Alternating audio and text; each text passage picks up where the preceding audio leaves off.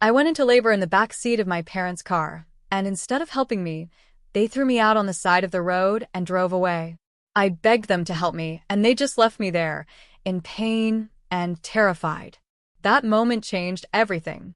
But it wasn't the end of my story. It was the beginning of a new one. A story of survival, justice, and a kind of strength I never knew I had. If you're someone who's ever felt unseen, unheard, or betrayed by the ones you trusted most, this story is for you. And if you want to hear more real, emotional stories like mine, make sure to subscribe to this channel. You won't regret it. Hi, my name is Brooke, and I'm 30 years old. I'm what people like to call the forgotten middle child, the one who always blends into the background while the spotlight shines on someone else. For me, that someone else was always my older sister, Ashley.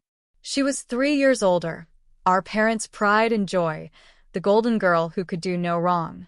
My younger brother Kevin got his fair share of attention, just for being the only boy. But me? I was just there. I remember being 10 years old, excited for my solo performance in the school talent show. I had rehearsed for weeks, even designed my own costume. My parents showed up 2 hours late, having attended Ashley's last-minute dance recital instead. They missed my performance entirely.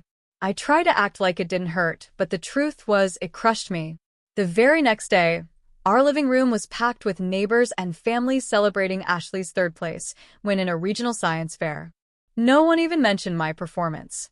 Our family photo albums told the story better than words ever could.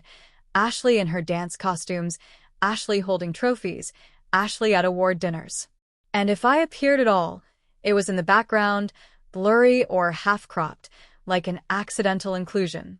Kevin got some attention, being the only son helped, but I was the invisible thread in the family fabric, never quite seen, never quite valued. "Why can't you be more like your sister?" was practically our household motto. I brought home straight A's once, beaming with pride, and my father barely looked up from his paper. "That's nice," he said. "Ashley just submitted her application to Columbia." When I won second place in a statewide writing competition in high school, my mother's response was, "Well, Ashley just got a call back for the National Academic Decathlon team." Kevin and I had a silent understanding. He knew what it was like to be in Ashley's shadow, even if not quite as completely as I was. At family dinners, we'd exchange glances while our parents droned on about Ashley's achievements. On especially hard nights, we'd sneak out to get ice cream, our shared rebellion against being invisible. Despite it all, I pushed myself. I studied hard, applied for scholarships, and got into the University of Colorado Boulder with a partial scholarship. My parents only attended my high school graduation because Ashley was home from college and wanted to shop at a nearby outlet mall. They sat through the ceremony checking their watches, looking impatient. That night, we went out to dinner, supposedly for me, but ended up listening to Ashley talk about her summer internship at a prestigious firm. College was my escape. For the first time, I was somewhere I wasn't constantly compared to someone else. Professors knew me by name. Friends valued my opinions. I started to believe I might actually be worth something. During my sophomore year, I met Alex. He sat next to me in American literature, quiet but thoughtful, always listening, always offering insightful remarks when he did speak. He wasn't flashy or loud, just kind. It was his kindness that drew me in. Our connection built slowly, piece by piece, like a story unfolding in gentle chapters. Alex came from a warm, boisterous family who welcomed me without hesitation. His mother asked me about my passions and actually listened to the answers. His father once printed and framed a poem I wrote for their anniversary. For the first time, I felt what it was like to be seen, not as someone's shadow, but as myself. After graduation, Alex and I moved in together and found jobs in the same city, about 2 hours from my parents' home. We settled into a quiet, happy rhythm. I still called my parents every Sunday out of obligation. The calls were short, usually ending with an update about Ashley, her promotions, her awards, her travels. When Alex proposed 3 years later, I was overjoyed. I knew what I wanted: a marriage based on love and respect, not approval or image. My parents' reaction? Tepid at best. "Are you sure you're ready for that commitment?" my mother asked. The comparison to Ashley, who was still focusing on her career, hung heavy in the air. Our wedding was small but beautiful. Alex's family handled most of the arrangements. My parents contributed the bare minimum they could without looking completely uninvolved. My mother insisted that Ashley be my maid of honor to keep the peace. Ashley's speech at the reception was mostly about her own career journey, barely mentioning me or Alex. A year into our marriage, I found out I was pregnant. Alex was ecstatic. We stayed up late discussing baby names, planning the nursery, dreaming about our future. I waited until after the first trimester to tell my family, wanting to hold on to the joy a little longer before it was dimmed by their reactions. And I was right. Well, my mother said when I told her, I suppose it was bound to happen eventually. My father asked if I'd be quitting my job. No congratulations. No happiness. Just practicality and a thin layer of disappointment. Ashley called a week later. I'm happy for you, she said, then spent the rest of the call talking about her upcoming keynote speech at an industry conference. As my pregnancy progressed, Alex's family stepped up in every way. His mom organized a gorgeous baby shower. His dad built a crib by hand. His sisters brought meals during my third trimester exhaustion. My own family? A card with a modest check. No phone calls. No visits. When Ashley announced that her award ceremony was scheduled for the same weekend as my due date, my parents immediately made plans to attend. It's too important to miss, my mother said.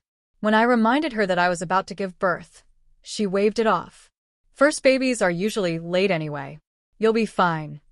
Then came the suggestion that I join them for the ceremony, a 4-hour road trip, just days before my due date. My doctor advised against it. Alex was furious, but my parents pressured me. You've always been jealous of Ashley's success, my mother accused when I hesitated. Against my better judgment, and against Alex's concerned objections, I said yes. Some part of me still wanted to be seen. Still hoped that maybe, just maybe, if I went along, they'd finally see me. And I had no idea that decision would change everything.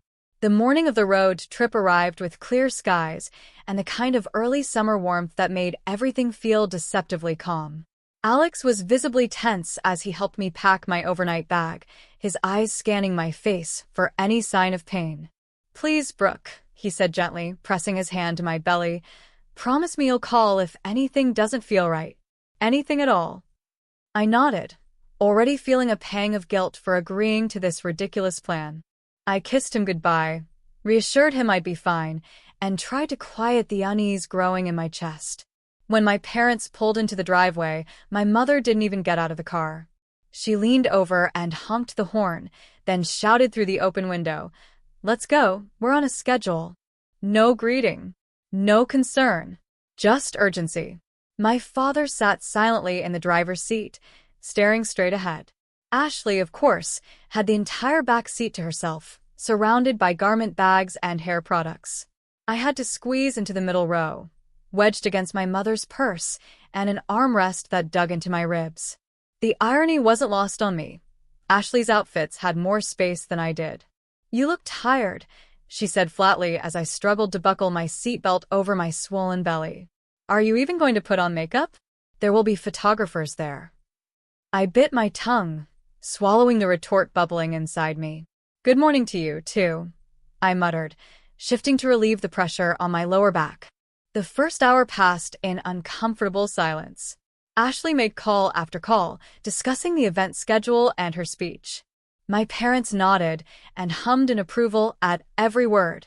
I stared out the window, trying to ignore the tightness growing in my abdomen. By the second hour, the sensations had become rhythmic. Tightening, releasing. I told myself it was just Braxton Hicks contractions. Nothing to worry about. At least, not yet. Can we stop at the next rest area? I asked softly during a lull in Ashley's phone conversation. I need to use the bathroom. My mother sighed. We just stopped an hour ago. Can't you hold it? I'm 9 months pregnant, I reminded her, trying to keep my voice steady. My bladder is the size of a walnut. Fine, my father grumbled, signaling toward the upcoming exit. When we pulled into the rest stop, I stepped out carefully, taking slow steps toward the building. Halfway there, a stronger contraction hit me like a punch, forcing me to brace against the wall. A woman nearby noticed. "Are you okay, sweetie? How far along are you?" 39 weeks, I managed to say. "I think it's just Braxton Hicks." She looked skeptical. "Those look real to me. Have you been timing them?" I shook my head. I hadn't. But her words planted the first real seed of concern. In the bathroom, I saw a faint pink discharge, another sign my doctor had warned me about. My hands trembled as I washed them. I knew I should say something. I knew I should ask to turn back. But when I returned to the car, they were all waiting impatiently, engine running, air conditioning blasting. "Finally," Ashley muttered. "At this rate, we'll miss the pre-reception dinner." I climbed back into my cramped seat, silent. A lifetime of minimizing my needs kept me quiet. For the next hour, the contractions continued, steadier, stronger, closer together. I tried to shift positions, to breathe through them quietly. But eventually, a sharp one made me gasp. Ashley turned toward me with an annoyed glare. "Can you not?" "I'm trying to focus on my speech." "Sorry," I whispered, gripping the door handle. The contractions were now 10 minutes apart, then 8. My mother noticed my restlessness. "Rebecca, sit still. You're distracting your father." "I think I'm in labor," I said quietly. The car fell into stunned silence. "This isn't funny," my mother snapped. "It's not a joke," I said, my voice shaking. "The contractions are regular, and I had a bloody show earlier." Ashley groaned. "You've got to be kidding me. This is my weekend, Brooke. Don't do this right now." My father looked at me in the rearview mirror. "Are you sure it's not just false labor?" "I don't think so," I said. Just then, another contraction hit. I bit my lip, trying not to cry out. "We need to find a hospital," I said firmly. "Now." "There's one near the venue," my mother said. "It's only an hour away. You'll be fine until then." "I'm not going another hour," I said, reaching for my phone. "Dead." I'd forgotten to charge it overnight. The charger Alex had given me didn't fit my current phone model. "My phone's dead," I said, panicking. "I need to call Alex. Please, let me use one of your phones." "We don't have time to stop," my father replied. "We'll get you there as quickly as we can." And then it happened. While shifting in my seat, I felt a warm gush between my legs. My water had broken. "My water just broke," I said loudly. "I need to get to a hospital now." My father swerved slightly, clearly startled. "Are you sure?" "Yes, I'm sure," I yelled, my voice shrill with fear and pain. "I'm going to have this baby soon," Ashley groaned. "This is so typical. You always have to make everything about you." "Walter, pull over," my mother finally barked. "She's being too loud." We pulled onto the shoulder of the highway, nothing but fields and endless roads stretching in both directions. My father got out of the car, came around to my side, and opened the door. For one breathless second, I thought he was going to help me. But instead, he reached into the trunk, pulled out my overnight bag, and set it beside me. "There's a town a few miles that way," he said, pointing ahead. "Someone will stop and help you." "What?" "You can't leave me here," I screamed, stunned. "Please. Call Alex. Take me to a hospital." My mother leaned out the window. "Stop being dramatic, Brooke. You've always been so jealous of Ashley. You're just trying to ruin her moment like always. Call Alex." I begged again. "We'll call him from the hotel," my father said, already climbing back into the car. I stood there, trembling, contractions tightening around my body as the car pulled away. The last thing I saw was Ashley's face in the back window, lips moving silently as she rehearsed her speech. And just like that, they were gone. I stood on the edge of the highway, the hot wind sweeping across the fields, my body racked with pain and disbelief. The car that had carried me this far was now a shrinking blur in the distance. My heart pounded not just from labor, but from the sheer horror of what had just happened. My own parents, my own family had left me in active labor on the side of the road. Every contraction felt sharper, not just from physical pain, but from the emotional betrayal that gutted me to my core. I screamed after them once more, though I knew they couldn't hear me anymore, and even if they did, they wouldn't turn back. I was gasping for breath, my hands trembling as I clutched my overnight bag, trying to figure out what to do next. I was alone. No phone, no car, no help. A contraction rolled over me like a wave, stronger than the last, and I crouched down near the grass, gripping the side of my suitcase, just to stay upright. I knew I didn't have much time. The contractions were coming fast, barely giving me time to recover. I prayed silently for anyone at all, to appear on that empty highway. And then, as if someone had heard me, I saw headlights in the distance. A dusty blue sedan approached, slowing as it neared me. The driver's window rolled down and a woman's voice called out, "Oh my God, are you okay?" I nodded weakly, tears falling down my cheeks as I gasped. "I'm in labor. They left me here." The car pulled over quickly, and a woman in her mid-30s rushed out. She had curly brown hair pulled into a bun and wore blue scrubs. "I'm Jessica," she said calmly but urgently, kneeling beside me. "I'm a nurse. Don't worry, I've got you now. Can you walk?" I nodded, barely, and with her support, I managed to get into the passenger seat of her car. She adjusted the seat, handed me a bottle of water, and pulled out her phone. "I'm calling an ambulance and your husband," she said. "You just focus on breathing." My breath hitched as another contraction surged through my body. Jessica gently placed her hand on my shoulder. "You're safe now, okay? Just hold on. Help is on the way." I heard her speaking to the 911 dispatcher, giving them our location. Then she asked for Alex's number. I gave it to her, through choked sobs. When she reached him, I could hear his voice through the phone, panicked, confused, frantic. "She's safe, I've got her," Jessica assured him. "An ambulance is on its way. Meet us at Ridgeview Medical Center." Within minutes, flashing lights filled the horizon, and the ambulance came to a stop beside us. EMTs rushed out and gently transferred me onto a stretcher. Jessica handed one of them my bag and gave a quick summary of my condition. 30 weeks, water broke on the highway, contractions coming 2 to 3 minutes apart, she recited like a seasoned professional. "She's stable but needs immediate care." I reached out and grabbed her hand, squeezing it with what little strength I had. "Thank you," I whispered, and she gave me a warm, reassuring smile. "You've got this." As the ambulance sped down the highway, the reality of everything began to settle in. My parents had left me, yes, but I wasn't alone anymore. Jessica's presence, her calm strength, had cut through the fear. The EMT beside me spoke soothingly, checking my vitals and monitoring the contractions. I focused on breathing, repeating the words in my head like a prayer. "You're okay. Leo's okay. Just hold on." When we arrived at the hospital, I was wheeled straight into the maternity triage unit. Nurses surrounded me, moving swiftly but gently. I heard the beep of machines, felt the cool sensation of monitors being attached to my belly. A young nurse named Zoe leaned in and smiled. "You're doing amazing," she said. "Your baby's heart rate looks strong. We're going to take great care of you." Minutes later, Dr. Anna Reed entered the room, her presence confident and steady.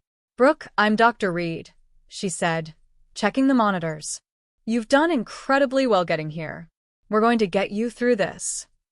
Through the fog of exhaustion and adrenaline, I heard the doors open again, and there was Alex, disheveled, wide-eyed, breathless. "Brooke," he cried, rushing to my side. He clasped my hand, his eyes filled with panic and relief. "Oh my God, I've been going out of my mind. Are you okay? What happened?" "They left me," I whispered, the words cutting me again, even as I said them. "They just left me." Alex's face turned pale, his jaw clenched, his body shaking with fury. "They what?" "On the side of the highway. I begged them to call you." "I'm going to kill them," he said under his breath. "No," I said, my voice steadier now. "You're going to stay with me. Leo needs you." That name, Leo, gave me strength. I was about to meet my son. The labor moved quickly. Dr. Reed confirmed that I was already dilated and ready to deliver. "You're doing great, Brooke," she said. "You're strong. Let's get this baby here safely." Alex stayed by my side through every contraction, whispering encouragements, wiping sweat from my forehead, anchoring me to this moment. And then, after what felt like an eternity, but was only an hour, Leo entered the world. He let out a strong, piercing cry the moment he arrived, and my heart felt like it exploded with emotion. The nurses laid him on my chest, and I looked down at this tiny, perfect person. My son, my Leo. Tears streamed down my face as I held him, skin to skin. "Hi, baby," I whispered. "You're safe now."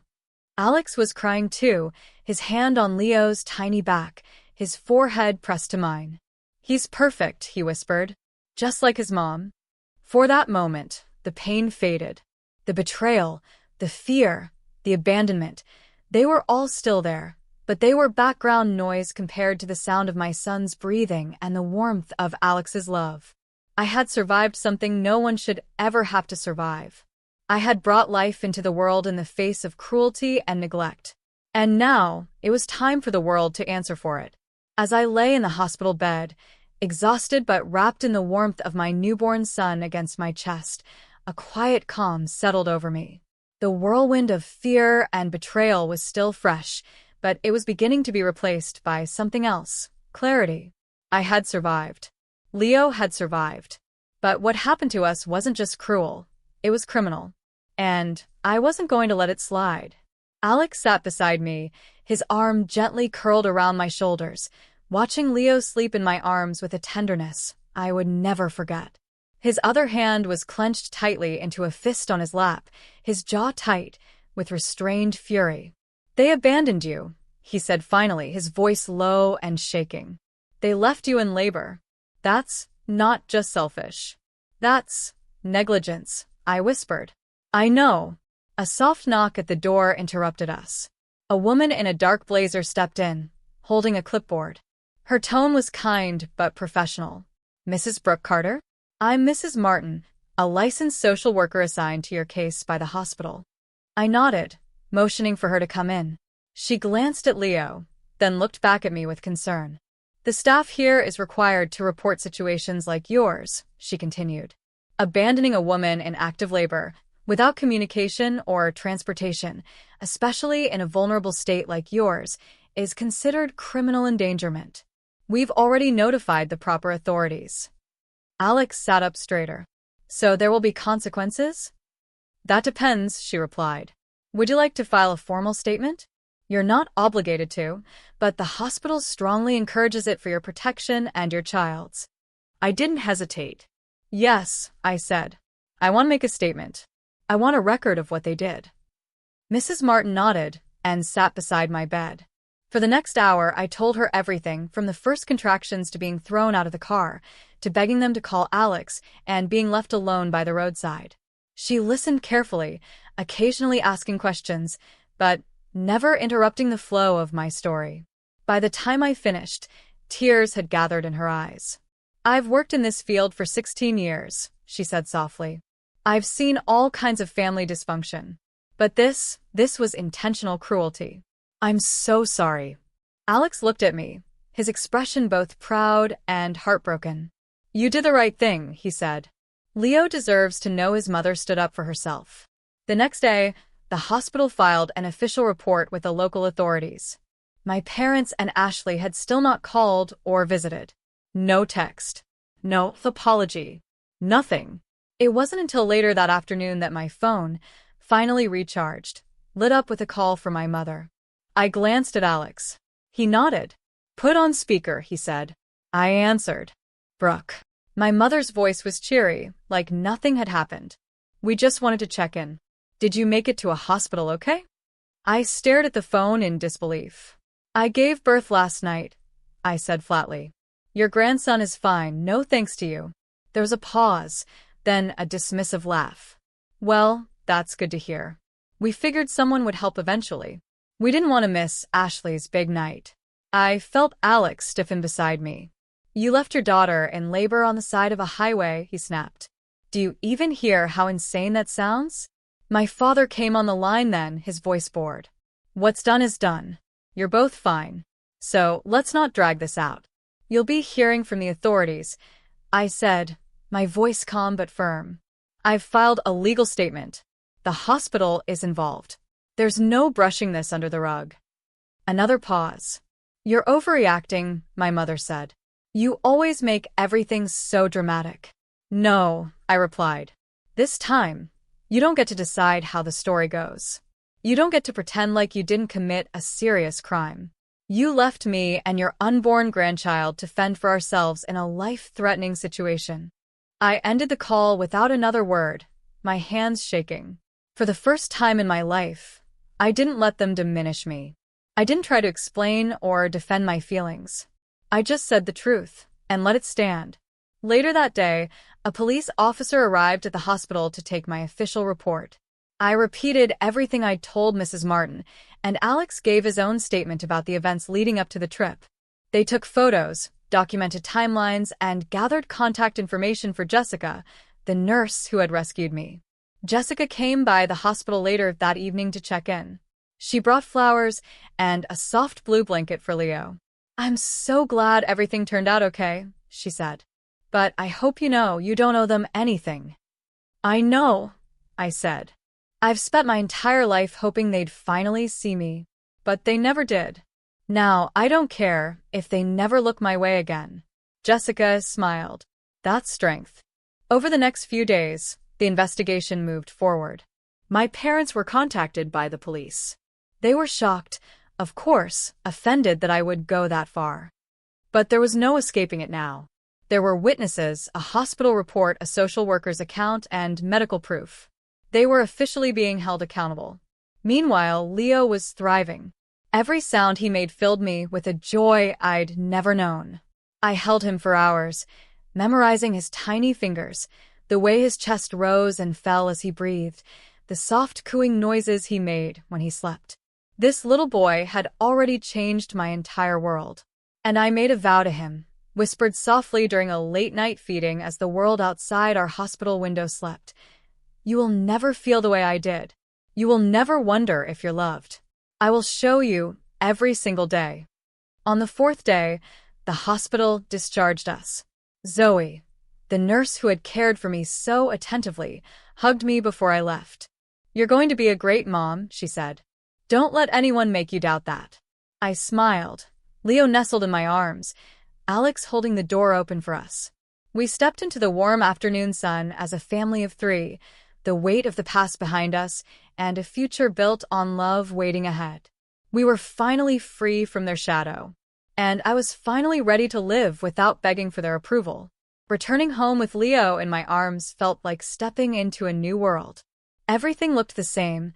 The sofa we'd picked together, the baby crib Alex's dad had lovingly crafted, the pastel-colored walls of the nursery, but I had changed. I was no longer the girl who longed for her family's attention. I was a mother now, and mothers protect their children no matter what. The following week was a blur of late-night feedings, soft lullabies, diaper changes, and healing. But through it all, I kept replaying the moment I was left on that highway, each time feeling the burn of abandonment twist a little tighter inside me. That pain wasn't going to go away on its own, and I knew it. So, I did what I had never done before. I made them face it. Alex supported me every step of the way. Together, we met with a local attorney who specialized in family and negligence cases. I provided documentation from the hospital, the 911 report, my statement, Jessica's statement, and even the audio recording of the phone call with my parents. You have a solid case, the attorney said after reviewing everything. They endangered your life and your child's life. That's not something the law takes lightly.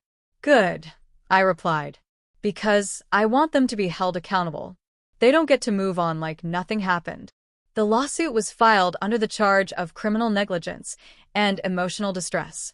Though I didn't expect them to be jailed, I wanted it on record. I wanted them to see what they'd done, on paper, in court, in a system that wouldn't shrug and look away like I had so many times before. When the notice reached them, my mother called me furious. What are you thinking, Brooke?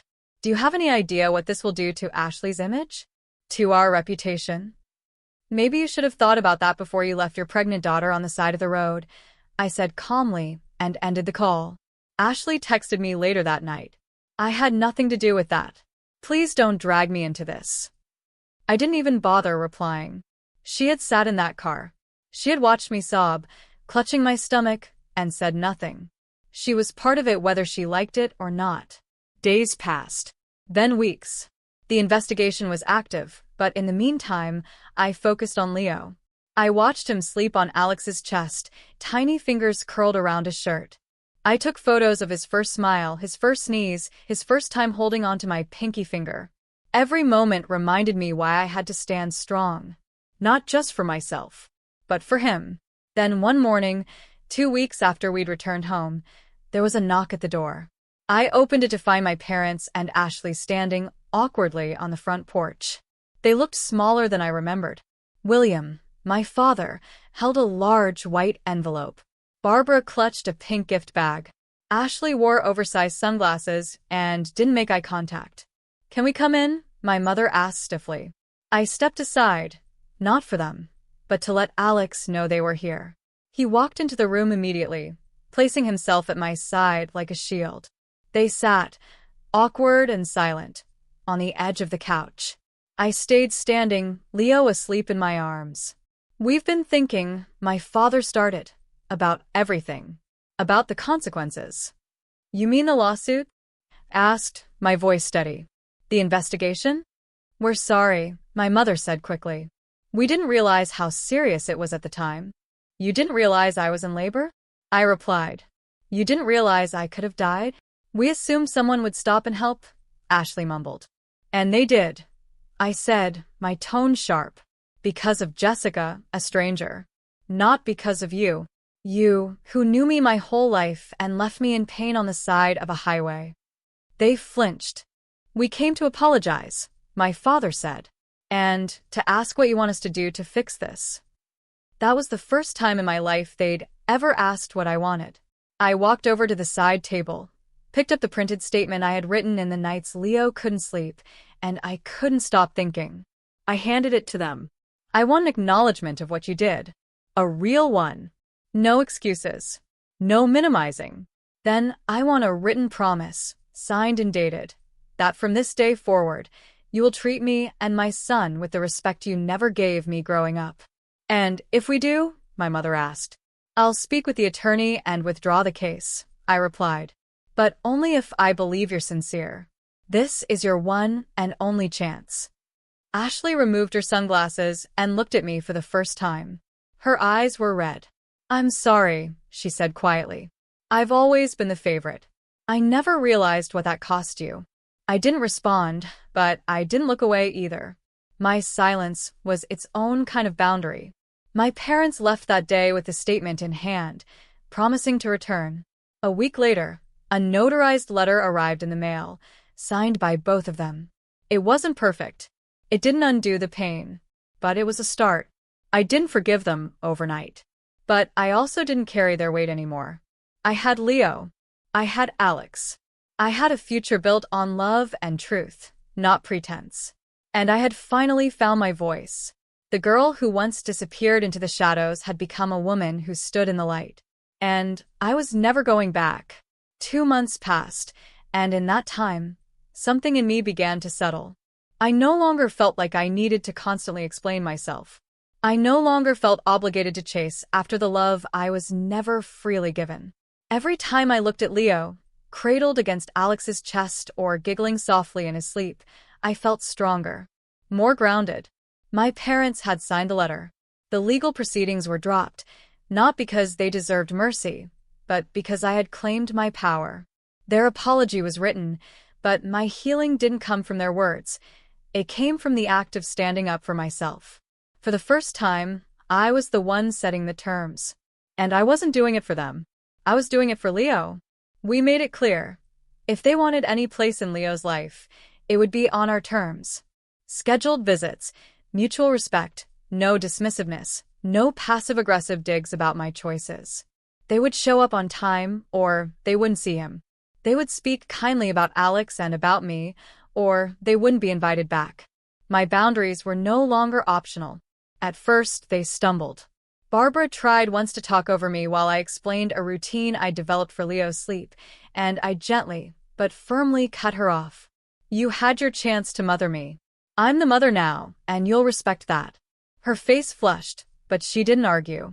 William fumbled awkwardly with a diaper the first time he tried to change Leo, and instead of mocking or belittling him, I simply watched. When he looked up at me for help, I offered it, but without emotion. They were no longer authorities in my life. They were just people trying to be a part of a world they had once walked out on. Ashley kept her distance at first. She sent a few texts, vague and brief. But one day, unexpectedly, she asked if she could come by alone.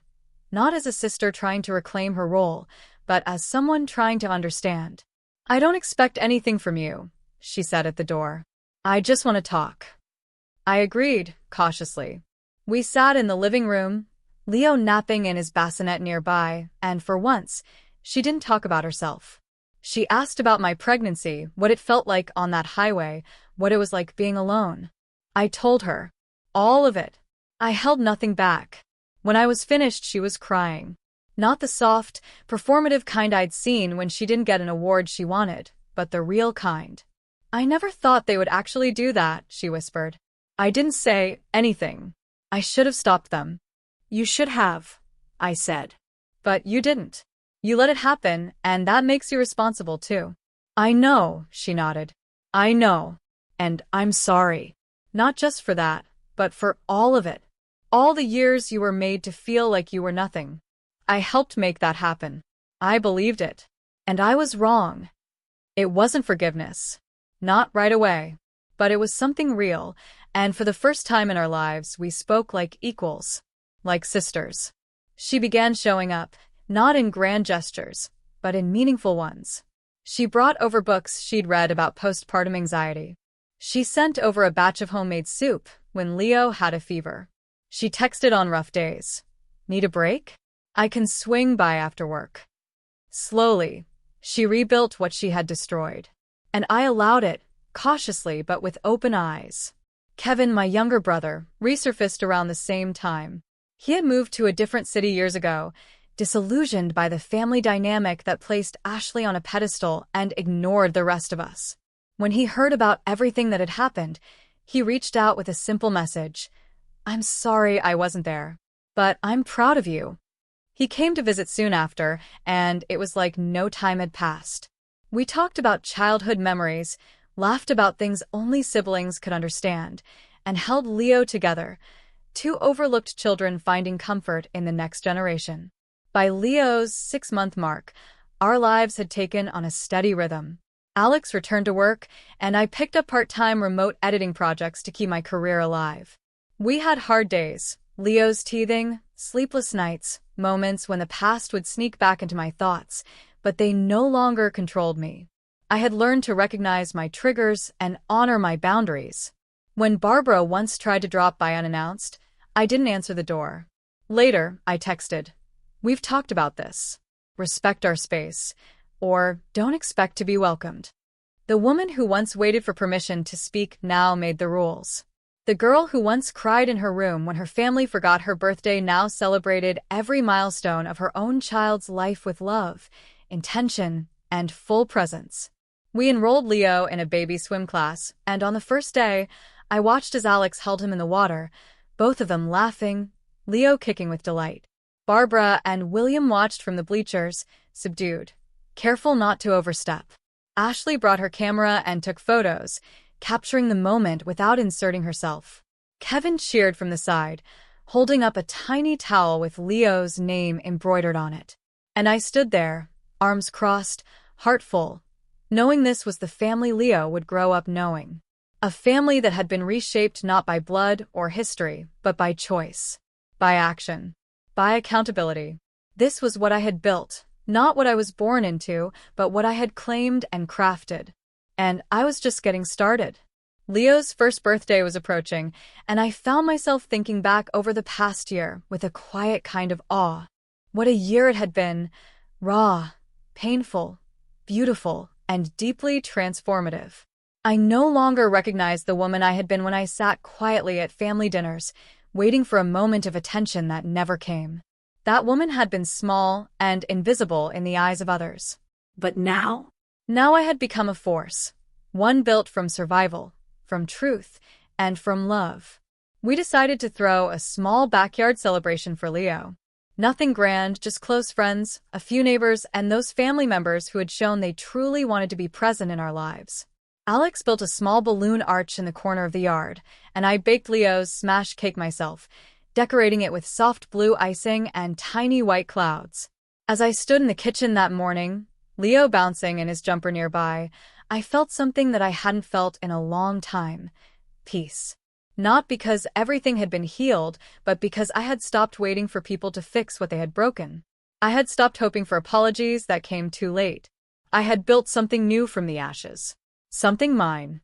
That afternoon, our guests arrived one by one. Jessica, the nurse who had found me on the highway, showed up with a gift wrapped in mint paper and a card that simply said, "For the strongest little boy I've ever met and his even stronger mom."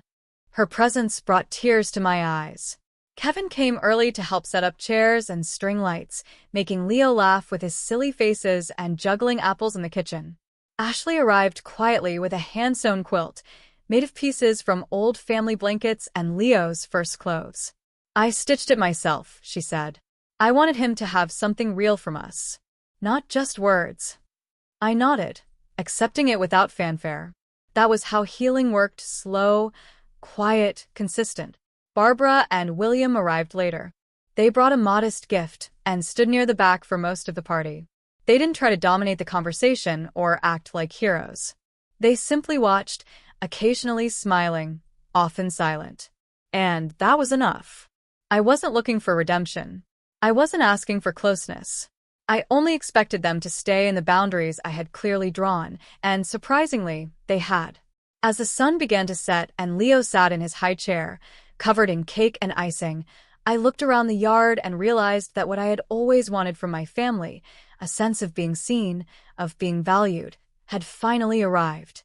Not because they had suddenly changed into different people, but because I had stopped needing their validation to define my worth. I had created my own story. One where I wasn't the forgotten daughter, the one in the shadows. I was the writer of my own legacy. And Leo would grow up watching a woman who refused to be erased. After the guests left and the lights twinkled softly in the dark, Alex and I sat on the porch, Leo asleep in his crib. We didn't say much at first. Just sat together, the cool breeze brushing over our skin, a quiet soundtrack of crickets in the distance. Then Alex reached over and took my hand. "You know," he said, "I always knew you were strong. But watching you this past year, I've never been more proud." I smiled at him, eyes misty but steady. "I didn't think I had it in me," I whispered. "I was terrified, and angry, and broken. But Leo, he gave me something to fight for." "You gave him a future," Alex replied. "You gave us all something worth fighting for." I leaned into him, resting my head on his shoulder. "They took so much from me, Alex. Years I'll never get back. But I refuse to let them take another second. Not from me. Not from him." He nodded, kissing my forehead. "They won't. Not as long as I'm breathing." That night, as I peeked in on Leo one last time, I placed my hand gently on his back, feeling the rise and fall of his breath. "You changed everything," I whispered. "You turned pain into purpose. And I will never let anyone dim your light." There was a time I thought my story would always be shaped by what others did to me, by what they denied me, by the love they withheld. But not anymore. Now my story is shaped by what I chose to do with that pain. I didn't pass it down. I didn't let it fester. I stood in it, faced it, and then I let it go. And in its place, I built something stronger. Something unbreakable. Something called home. 2 years later, if someone had told me that the girl who was once sobbing on the side of a highway in labor, abandoned and forgotten, would be standing where I am today, I wouldn't have believed them. But here I am, stronger, louder, and more certain of who I am than ever before. Life didn't magically get easy. There were still sleepless nights and rough patches, But the weight I carried in my chest for years, the ache of being unseen, unloved, and unwanted, was gone, replaced with peace, purpose, and a family I chose. Leo was now a chattering, fearless toddler with a head full of curls and eyes that lit up every room he entered. He had Alex's calm presence and my fire, and every time he called me Mama, a piece of the old me healed just a little more. Alex and I had built something steady. We made time for each other, stole quiet coffee moments before sunrise, and supported one another like pillars standing firm against the winds of everything that tried to break us. And through it all, Leo grew up knowing joy, not shame, not silence, not that desperate feeling of having to earn love. He just had it. Freely. Fully. Always. My parents still lived in the same city, and we saw them occasionally. Not often, but enough. They never returned to the people I once begged them to be, but they also never again dared to cross the lines I had drawn. They spoke kindly. They asked permission. They stayed in their lane. That was the deal, and they knew I'd enforce it. Ashley became a quiet constant in our lives. She didn't ask to be forgiven in a grand, showy way. She just kept showing up, in texts, in small visits, in her quiet presence at birthday parties or family dinners. She never tried to take credit or ask for closeness. But she gave effort. Real, patient effort. And sometimes, that's all that's needed. As for Kevin, he became a favorite of Leo's. Uncle Kevy was the silly one, the fun one, the one who brought popsicles in winter and made sandcastles in the backyard. We talked often, reminiscing about the younger versions of ourselves, those invisible kids at the dinner table, waiting for someone to see us. We saw each other now. That was enough. I started writing again. At first, it was just journaling short thoughts scribbled during nap time or late nights. But over time, it grew. I began submitting essays about motherhood, about survival, about reclaiming your story after betrayal. One was picked up by a parenting website. Then another. Before I knew it, I had a small but loyal following of women who messaged me saying things like, "Thank you for putting my feelings into words," or, "I thought I was the only one." I wasn't writing for validation anymore. I was writing to tell the truth. And people listened. One day, I was asked to speak at a local women's center. The topic, finding strength after family trauma. As I stood at the podium, palms sweaty, heart racing, I scanned the crowd of women, some young, some older, all with quiet pain in their eyes. And then I began. Hi, I'm Brooke. I'm 32. I'm a mother, a partner, a writer. And for most of my life, I believed that my worth was tied to how much love I could earn from people who refused to give it. I begged. I tried harder. I swallowed my voice. Until one day, I gave birth to a boy who made me realize that love isn't something you earn. It's something you live. I watched tears form in the eyes of women I'd never met. And for the first time, I wasn't just telling my story. I was offering it like a hand to someone else climbing out of the same darkness. And it felt powerful. Not because I had become famous or because I had revenge, but because I had finally become free. That night, I returned home to find Leo asleep on the couch with a book open on his chest and Alex dozing nearby. I kissed them both, turned off the lights, and stepped onto the porch. The sky was wide and clear, stars scattered like sparks across velvet. I closed my eyes and breathed in the peace of everything I had built. Not inherited, not gifted, but earned through every hard decision, every tear, every moment I refused to stay small. I used to think I was broken because of the way my family treated me. But now I know I wasn't broken. I was buried, and I dug myself out. With my hands, with my truth, and with the unshakable belief that my son would grow up knowing what real love looked like, not because he was lucky, but because I made it happen. And that's the kind of legacy that no one can take away from me. If this story touched your heart, don't forget to like the video, share your thoughts in the comments, and subscribe to the channel for more powerful and emotional life stories. Your support helps us keep bringing you real voices and unforgettable journeys. Thank you for watching.